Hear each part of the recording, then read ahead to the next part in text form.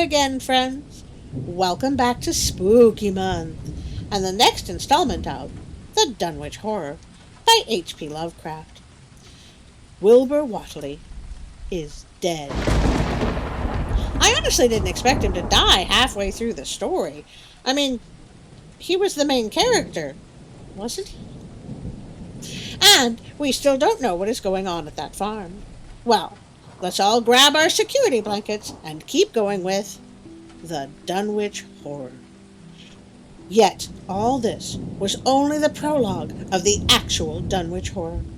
Formalities were gone through by bewildered officials. Abnormal details were duly kept from the press and public. And men were sent to Dunwich and Aylesbury to look up property and notify any who might be heirs of the late Wilbur Whately. They found the countryside in great agitation, both because of the growing rumblings beneath the domed hills, and because of the unwanted stench and the surging, lapping sounds which came increasingly from the great empty shell formed by Whately's boarded-up farmhouse. Earl Sawyer, who tended the horse and cattle during Wilbur's absence, had developed a woefully acute case of nerves. The officials devide excuses not to enter the noisome boarded place, and were glad to confine their survey of the deceased living quarters, the newly mended sheds, to a single visit. They filed a ponderous report at the courthouse in Aylesbury, and litigations concerning heirship are said to still be in progress amongst the innumerable Whatlys, decayed and undecayed, of the upper Miskatonic Valley. An almost interminable manuscript in strange characters, written in a huge ledger and adjusted a sort of diary because of the spacing and the variations in ink and penmanship, presented a baffling puzzle to those who found it on the old bureau which served as its owner's desk. After a week of debate, it was sent to Miskatonic University, together with the deceased collections of strange books for study and possible translation. But even the best linguists soon saw that it was not likely to be unriddled with ease. No trace of the ancient gold with which Wilbur and old Whately always paid their debts has yet been discovered. It was in the dark of September 9th that the horror broke loose. The hill noises had been very pronounced during the evening, and dogs barked frantically all night. Early risers on the 10th noticed a peculiar stench in the air. About 7 o'clock, Luther Brown, the hired boy at George Corey's between Cold Springs Glen and the village, rushed frenziedly back from his morning trip to 10-Acre Meadow with the cows. He almost convulsed with fright as he stumbled into the kitchen, and in the yard outside the no less frightened herd were pawing and lowing pitifully, having followed the boy back in the panic they shared with him. Between gasps, Luther tried to stammer out his tale to Mrs. Corey. "Up there in the road beyond the glen, Miss Corey, they's something been there. It smells like thunder, and all the bushes and little trees is pushed back from the road like they'd a house been moved along it. And that ain't the worst, nother. They's prints in the road, Miss Corey. Great round prints, as big as barrel heads, all sunk down deep like an elephant had been along. Only they's a sight more nor 4 feet could make. I looked at 1 or 2 afore I run, and I see every one was covered with these lines spreading out from one place like if a big palm leaf fans, 2 or 3 times as big as any they is, had a been pounded down into the road. And the smell was awful, like what it is around Wizard Whately's old house." Here he faltered, and seemed to shiver afresh with the fright that had sent him flying home. Mrs. Corey, unable to extract more information, began telephoning the neighbors, thus starting on its rounds the overture of panic that heralded the major terrors. When she got Sally Sawyer's housekeeper at Seth Bishop's, the nearest place to Whately's, It became her turn to listen instead of transmit, for Sally's boy Chauncey, who slept poorly, had been up on the hill toward Wadley's, and had dashed back in terror after one look at the place, and the pasturage where Mr. Bishop's cows had been left out all night. "Yes, Miss Corey," came Sally's tremulous voice over the party wire. "Chancey, she just come back from a posting and couldn't half talk for being scared. He says old Wadley's house is all blowed up with timber scattered round like they been dynamite inside.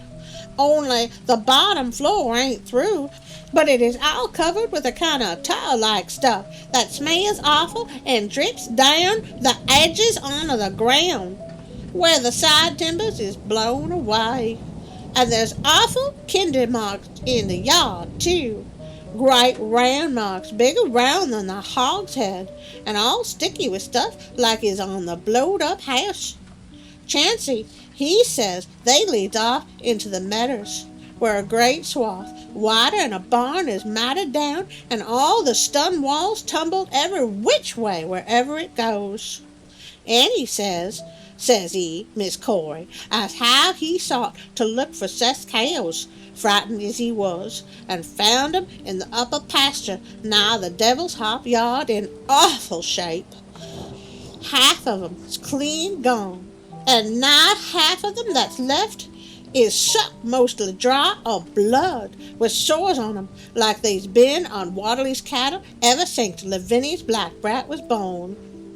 Seth, he's gone about now to look at 'em, though I'll vow he won't keep to get very nigh Wizard Wadley's. Chancey didn't look careful to see where the big matted down swath led after it left the pasturage, but he says he thinks it pointed toward the glad road to the village. I tell you, Miss Corey, they's something abroad as hadn't ought to be abroad, and I for one think that Black Wilbur Wadley has come to the bad end he deserved, is at the bottom of the breeding of it. He warn't all human himself. I always said that to everybody, and I think he and a Wadley must have raised something in that there nailed-up house as ain't ever so human as he was. They's always been unseen things around Dunwich, living things, and ain't human and ain't good for human folks. The ground was a-talking last night, and toward morning Chancey he heard the whippoorwill so loud in Cold Spring Glen he couldn't sleep none. Then he thought he heard another faint-like sound over towards Wizard Wadley's, a kinder ripping or tearing of woods like some big box or crate was being opened fur off. What with this and that, he didn't get to sleep at all till sunup, and no sooner was he up this morning but he's got to go over to Wadley's and see what's the matter. He see enough, I tell you, Miss Corey. This don't mean no good, and I think as all the men folks ought to get up a party and do something. I know something awful's about, and feel my time is nigh, though only God knows just what it is. Did your Luther take account of where them big tracks led to? No? Well, Miss Corey, if they was on the Glen Road this side of the Glen, and ain't got to your house yet, I calculate they must go into the Glen itself. They would do that. I always says Cold Spring Glen ain't no healthy nor decent place. The whippoorwills and fireflies there never did act like they was critters of God. And they's them as says you can hear strange things a-rushing and a-talking in the air down there if you stand in the right place between the rock falls and the bear dens. Well, then don't stand there. Also learn how to speak English.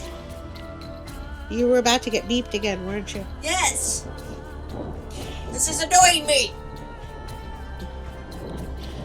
By that noon, fully 3/4 of the men and boys of Dunwich were trooping over the roads and meadows between the new-made Wadley ruins and Cold Spring Glen, examining in horror the vast monstrous prints, the maimed bishop cattle, the strange, noisome wreck of the farmhouse, and the bruised, matted vegetation of the fields and roadsides. Whatever had burst loose upon the world had assuredly gone down into the great, sinister ravine, for all the trees on the banks were bent and broken, and a great avenue had been gouged in the precipice-hanging underbush. It was as though a house launched by an avalanche had slid down through the tangled growths of the almost vertical slope. From below no sound came, but only a distant, undefinable fedor. Fedor is a word meaning strong smell or odor, because no one stole Lovecraft's thesaurus like they should have. And it is not to be wondered at that the men preferred to stay on the edge and argue, rather than descend and beard the unknown cyclopean horror in its lair. 3 dogs that were with the party had barked furiously at first, but seemed cowed and reluctant when near the glen. Someone telephoned the news to the Aylesbury Transcript, but the editor, accustomed to the wild tales from Dunwich, did no more than concoct a humorous paragraph about it, and items soon afterwards reproduced by the Associated Press. That night everyone went home, and every house and barn was barricaded as stoutly as possible. Needless to say, no cattle were allowed to remain in the open pasturage. About 2 a.m, a frightful stench and the savage barking of the dogs awakened the household at Elmer Fry's, on the eastern edge of Cold Spring Glen. All agreed that they could hear a sort of muffled swishing or lapping sound from somewhere outside. Mrs. Fry proposed telephoning the neighbors, and Elmer was about to agree when noise of splintering wood burst in upon their deliberations. It came apparently from the barn, and was quickly followed by a hideous screaming and stamping amongst the cattle. The dogs slavered and crouched close to the feet of the fear-numbed family. Fry lit a lantern through force of habit, but knew it would be death to go out into that black farmyard. The children and the womenfolk whimpered, kept from screaming by some obscure vestigial instinct of defense which told them their lives depended on silence. At last the noise of the cattle subsided to a pitiful moaning, and a great snapping, crashing, and crackling ensued. The Frys, huddled together in the sitting-room, did not dare move, until the last echoes died away far down in Cold Spring Glen. Then, amidst the dismal moans from the stable, and the demonic piping of late whippoorwills in the glen, Selina Fry tottered to the telephone and spread what news she could of the second phase of the horror. The next day, all the countryside was in panic, and cowed, uncommunicative groups came and went where the fiendish thing had occurred. 2 titan swaths of destruction stretched from the glen to the Fry farmyard. Monstrous prints covered the bare patches of ground, and one side of the old red barn had been completely caved in. Of the cattle, only a quarter could be found and identified. Some of these were in curious fragments, and all that survived had to be shot. Earl Sawyer suggested that help be asked from Aylesbury or Arkham, but others maintained it would be of no use. Old Zebulon Wadley, of a branch that hovered about halfway between soundness and decadence, made darkly wild suggestions about rites that ought to be practiced on the hilltop. He came of a line where tradition ran strong, and his memories of chantings in the great stone circles were not altogether connected with Wilbur and his grandfather. Darkness fell upon the stricken countryside, too passive to organize for real defense. In a few cases, closely related families would band together and watch in the gloom under one roof. But in general, there was only a repetition of the barricading of the night before, and a futile, ineffective gesture of loading muskets and setting pitchforks handily about. Nothing, however, occurred, except some hill noises, and when the day came, there were many who hoped that the new horror had gone as swiftly as it had come. There were even souls who proposed an offensive expedition down in the glen, though they did not venture to set an actual example to the still reluctant majority. When night came again, the barricading was repeated, though there was less huddling together of families. In the morning, both the Fry and the Seth Bishop households reported excitement among the dogs and vague sounds and stenches from afar, while early explorers noted with horror a fresh set of the monstrous tracks in the road, skirting Sentinel Hill. As before, the sides of the road shewed a bruising indicative of the blasphemously stupendous bulk of the horror, whilst the conformation of the tracks seemed to argue a passage in two directions, as if the moving mountain had come from Cold Spring Glen and returned to it along the same path. At the base of the hill, a 30-foot swath of crushed shrubbery saplings led steeply upward, and the seekers gasped when they saw that even the most perpendicular places did not deflect the inexorable trail. Whatever the horror was, it could scale a sheer stony cliff of almost complete verticality, and as the investigators climbed around to the hill summit by safer routes, they saw that the trail ended, or rather, reversed, there. It was here that the Watterleys used to build their hellish fires and chant their hellish rituals by the table-like stone on May Eve and Hallowmass. Now that the very stone formed the center of a vast space thrashed around by the mountainous horror, whilst upon its slightly concave surface was a thick and fetid deposit of the same tarry stickiness observed on the floor of the ruined Watterley farmhouse when the horror escaped. Men looked at one another and muttered. Then they looked down the hill. Apparently the horror had descended by a route much less the same as that of its ascent. To speculate was futile. Reason, logic, and normal ideas of motivation stood confounded. Only old Zebulon, who was not with the group, could have done justice to the situation or suggested a plausible explanation. Thursday night began much like the others, but it ended less happily.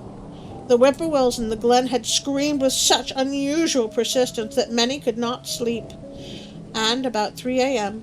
all the party telephones rang tremulously.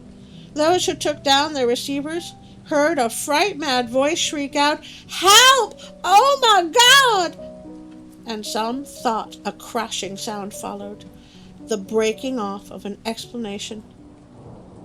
There was nothing more. No one dared do anything, and no one knew till morning whence the call came. Then those who had heard it called everyone on the line, and found that only the Frys did not reply. The truth appeared an hour later, when a hastily assembled group of armed men trudged out to the Fry place at the head of the glen. It was horrible, yet hardly a surprise. There were more swaths and monstrous prints, but there was no longer any house.